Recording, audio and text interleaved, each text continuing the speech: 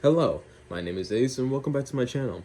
In today's video, I would like to talk about day 2 of Aerokinesis. Now, if you were in my first video, you would know that I was talking about how I believe Aerokinesis is basically gas manipulation, the movement of gases instead of just a specific gas. Now, considering this, that would include our breath. So in today's trial, I wanted to figure out if I could somehow make my energy cling on to specific atoms, basically breathing on my hand and trying to see if my energy could contain that and push it onto a fire. Now, when I was using the fire today, the flame was a lot bigger, meaning that I was able to see it a lot easier. However, it was a lot more resistant than beforehand. So, in the first few times, I didn't have much of any progress as figured, so I just kept trying. Then I realized that in different motions it would react differently, however, I would realize it's from me just moving. So, debunking those, I would keep on trying different things. Then I came to a certain solution where I may be denying myself the access to actually use these said things because I keep overthinking what I have to do. Every time I keep trying to manipulate the gas around the flame or around my hand or keep shifting around my room, I keep wondering how I do it, how this happens, what happens. It's like going through the 5 W's or whatever they're called, or the 4 W's, 1 H, anyway. And that came with another thought that made me think maybe I shouldn't think, but instead focus on action. My thoughts need to become action instead of just sticking as thoughts trying to make an action. So doing this, I let my body just kind of move with my energetic intention to move the wind around me. And this came with a different result that I wasn't expecting. At first, it felt like my energy was trying to find itself in the physical realm, and it kept moving until it settled itself on my hands, building itself and not really making me doubt it, you know? Like, I actually had full-on belief in it without wondering how it's gonna happen.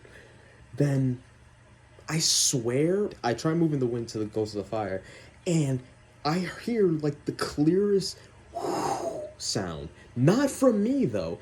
And my window and everything is closed, like yesterday, and I just am so confused. That broke my concentration before I could even fully launch the skill. So, yeah. And I know I didn't breathe yet because I was still holding my breath at the moment and then breathed afterwards. So I was confused, and my hands had like a half through type of deal. Like I was right there and then it just kind of stopped, like middle right here. And I'm just like, damn. Okay, so I tried it again. Nothing happened. But I was able to memorize the movements. So, I don't know. Take that as you will. It could have been some spirit. I could be tripping. What I think it genuinely is, though, was the wind actually moving.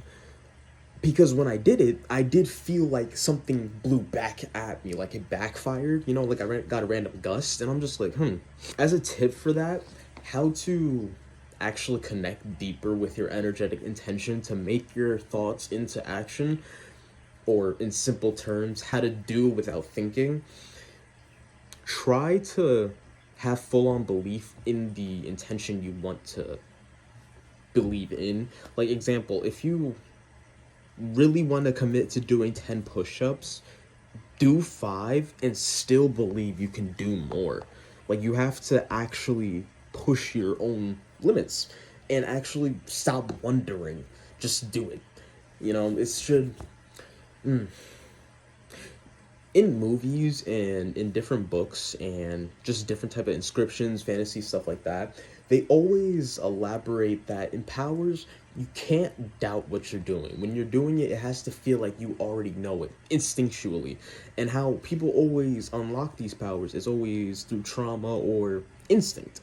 Somehow an emotional reaction that makes them just do it on command. Not even on command, but they just have to do it because they have to do it.